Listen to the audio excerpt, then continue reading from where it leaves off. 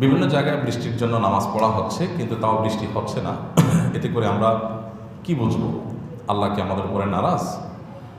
দেখুন, বৃষ্টি প্রার্থনা করার যে সালাত, সেই সালাতকে বলা হয় সালাতুল ইস্তিসকা। এই সালাতুল ইস্তিসকা আমাদের প্রিয় নবী সাল্লাল্লাহু আলাইহি ওয়াসাল্লামের সুন্নাহ, তিনি এই সালাত আদায় করেছেন।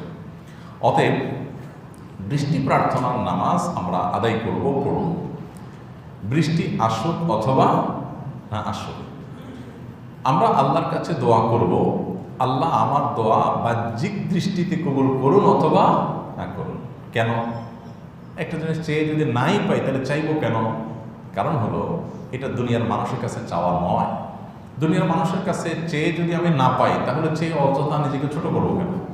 এটা হলো দুনিয়ার মানুষের হিসাব। আর আল্লাহর হিসাব কি? আল্লাহর কাছে যে আমি চাইলাম, এই চাওয়াটাই একটা ইবাদত। আমার কাঙ্ক্ষিত জিনিসটা আমি পাই বা না পাই, এই চাওয়ার কারণে আমার আমলনামায় সওয়াব বা বিনিময় অটোমেটিক লেখা হবে, যদি আমার চাওয়াটা আল্লাহর জন্য হয়ে থাকে। কথা কি বুঝাতে পারছি?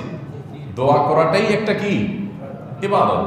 দোয়ার মাধ্যমে আমি যা চাইলাম সেটা আমি পাইলাম কি না পাইলাম এটা দেখার দরকার নেই। আমি যদি নাও পাই তারপর শুধু দোয়া করার মাধ্যমেই আমি একটা ইবাদত করলাম এবং নেক আমলের উপযুক্ত হয়ে গেলাম ইনশাআল্লাহ। এক। দ্বিতীয়ত হলো, অনেক সময় আমাদের দোয়ার ফলাফল অনেক পরে গিয়ে প্রকাশ পায় বা আমরা পাই। এরকম বহু ঘটনা আপনি পাবেন। আপনার জীবনে অনেক আগে একটা জিনিস দোয়া করেছেন, আপনি নিজেও মনে করতে পারেন না কখন দোয়া করছেন, ভুলেই গেছেন আপনি হয়তো, আল্লাহ বলেন না, আল্লাহ তাআলা বলেন না। ওইটা এমন সময় ফলে গেছে যে আপনি নিজেও মিলাতে পারছেন না। হয়তো পরে অনেকদিন পরে, আমি কোনোদিন আল্লাহর কাছে এটা চেয়েছিলাম, আল্লাহ এখন আমাকে দিয়েছেন। বান্দা যখন আল্লাহর কাছে কোনো দোয়া করে সেটা তিনভাবে কবুল হয়। কয়ভাবে কবুল হয়? তিনভাবে। নাম্বার এক, যখন আমরা কোনো বিষয় আল্লাহর কাছে চাই, যা চাইলাম যখন চাইলাম তখন সেই জিনিসটা দিয়ে দিলেন তৎক্ষণাৎ, এটা এক ধরনের কবুল। এটাই আমরা সাধারণত চাই যে আল্লাহ তোমার কাছে আমি চাইছি, এখনো দিয়ে দাও। কখনো কখনো বান্দা যা চান যখন চান তখন আল্লাহ সেই জিনিসটা দেন না। এর না দেওয়ার পেছনে নানা রকমের হিকমত থাকতে পারে আল্লাহ।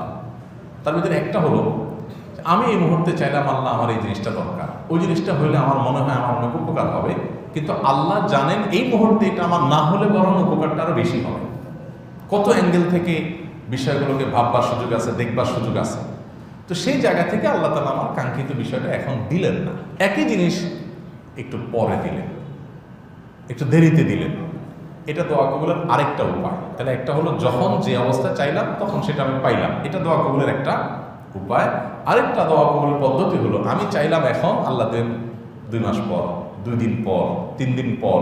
আমি চাইলাম এখানে, আল্লাহ দিলেন আরেক জায়গায়। হতে পারে না? চুয়াডাঙ্গায় আপনারা দেখেছেন ওলামা একরাম ইস্তেসকা পড়েছেন, তার আগের দিন আমরা ইস্তেসকার নামাজ পড়েছি, না যেন একই দিন আমরা ইস্তেসকার নামাজ পড়েছি, এবং রাতে সেখানে স্বস্তির বৃষ্টি হয়েছে। অর্থাৎ এমন বৃষ্টি হয় না যে ফসলের ক্ষতি হয়। 15-20 মিনিটের স্বস্তির বৃষ্টিতে পুরো আবহাওয়া শীতল হয়েছে এবং আবহাওয়ার কোনো পূর্বাভাসও ছিল না। তো এই বিষয়টি দোয়া কবুলের একটা কি আলামত। আল্লাহ তাআলা যেখানে যখন যে অবস্থায় দেওয়াটা আমাদের জন্য কল্যাণকর রাখবেন, সে অবস্থা তখন সেটা দিবেন। ইমানদার হিসেবে আমরা 2 অবস্থাতেই আল্লাহ তাআলার উপর সন্তুষ্ট থাকবো। তৃতীয়ত, দোয়া কবুলের আরেকটা প্রক্রিয়া হলো, যখন যা চাইলাম তখন তো দিলেনই না, আবার পরেও দিলেন না, জমা রেখে দিলেন যে বান্দা দোয়া করছো, এটার বিনিময়ে তোমাকে আমি এখন দিলাম না, জমা থাকো, তুমি আমার কাছে পাবা। আখিরাতে বান্দাকে আল্লাহ তাআলা তার বিনিময়ে সওয়াব দিয়ে দেন। এই তৃতীয় প্রকার বিনিময় দেখে কিয়ামতের ময়দানে বহু মানুষ আল্লাহর কাছে বলবে যে, আল্লাহ, দুনিয়াতে আমার কোনো দোয়া পূরণ না হয়ে যদি এখানে আখিরাতে পাইতাম কতই না ভালো হইতো। কারণ দুনিয়াতে আমার যে প্রয়োজন পূরণ হবে সেটা তো সীমিত সময়ের জন্য, খুব ক্ষুদ্র প্রয়োজন পূরণ, আর এখানে তো এটা আমার অন্তঃসংখ্যার জন্য কাজে আসছে। তখন মানুষ আক্ষেপ করবে অনেকে।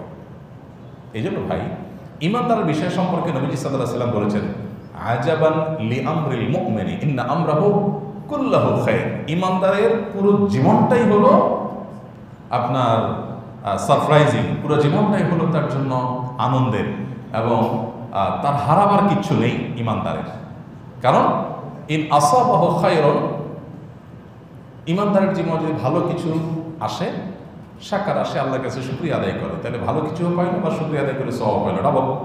ওয়াইন আসাবাহু শাররুন, আর যদি ইমানদারের কোনো বিপদ আপদ হয়, সমস্যা হয়, যা চাইলো তা পাইল না, তখন সবর আসে, সবর করে যে ঠিক আছে, না পাইলেও আমি আল্লাহর উপর সন্তুষ্ট, তখন সে বিনিময় লাভ করে। তাহলে হাতির মতো মূল্যেও লাখ, বাঁচতেও লাখ। এই জন্য ভাইরা, দোয়া কবুলের পর আমরা অনেকে অস্থির হয়ে যাই। দেখুন, নবী সাল্লাল্লাহু আলাইহি ওয়াসাল্লাম বলেছেন, বান্দা দোয়া আল্লাহ তাআলা কবুল করেন যতক্ষণ পর্যন্ত সে তাড়াহুড়ো না করে। তাড়াহুড়োর ব্যাখ্যা কি? নবী সাল্লাল্লাহু আলাইহি ওয়াসাল্লাম তাড়াহুড়োর একটা ব্যাখ্যা করেছেন যে দোয়ার পর কবুল হচ্ছে না কেন, কবুল হচ্ছে না কেন, এর জন্য ব্যাকুল হয়ে যাওয়া। কবুল করা আল্লাহ তাআলার কাজ, আর দোয়া করা আমাদের কাজ। আমরা আমাদের কাজ করে যাব। ইমানদার আল্লাহর কাছে দোয়া করেই যাবে, করেই যাবে, আল্লাহ তাআলার কাছ থেকে পাই বা না পাই। নবী করিম সাল্লাল্লাহু আলাইহি সাল্লাম আবু জাহেলের হেদায়েত চেয়েছেন না? আবু জাহেল অথবা ওমর, দুজনের একজনকে দিয়ে। আল্লাহ তাআলা যদিও মূল দোয়া কবুল করেছেন, কিন্তু আবু জাহেলকে ইসলামে আসো এটা যে চেয়েছেন তিনি, তার সে চাওয়াটা পূরণ হয়নি। তো আল্লাহর প্রিয় বান্দাদের, আল্লাহ নেককার বান্দাদের আল্লাহ তাআলা অনেক চাওয়া বিলম্বে পূরণ করেছেন, অনেক চাওয়া পূরণ করেননি। যদিও নবী রাসূলের দোয়া সাধারণত আল্লাহ তাআলা ফিরিয়ে দেন না।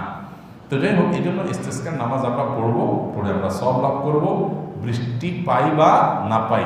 আর যারা সমালোচনা করবে ওরা বৃষ্টিও পাইল না, সওয়াবও পাইল না, বৃষ্টিও পাইল না, সওয়াবও পাইল না।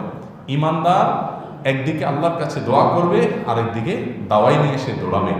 আমরা আলহামদুলিল্লাহ একদিক থেকে আল্লাহর কাছে বৃষ্টি প্রার্থনার জন্য, সালাতুল ইস্তিসকার জন্য বেরিয়ে পড়ি, আরেক হাতে আমাদের বৃক্ষরোপণের জন্য গাছের চারা আমাদের হাতে থাকে। আমাদের একই হাতে একসময় আল্লাহর কাছে দোয়া করি, আবার সে হাত দিয়ে আমরা গাছ লাগাই। এইভাবে নানাবিধ কর্মকাণ্ডের মাধ্যমে সমাজের মানুষের উপকার আমরা করার চেষ্টা করব। এই শিক্ষা ইসলাম আমাদেরকে দিয়েছে। আল্লাহ তাআলা আমাদেরকে বোঝার তৌফিক দান করুন। আমি শুনেছি যখনই মানুষ শিরকে লিপ্ত হয় তখনই আল্লাহর আযাব আসে। তাহলে দুবাইতে অতিবৃষ্টি, বন্যা হয় কি আযাবেরই লক্ষণ? আচ্ছা, আগের প্রশ্নে একটা সম্পর্ক রয়ে গেছে, সেটা হলো যে আল্লাহকে নারাজ হয়ে গেছে কিনা আমাদের উপরে।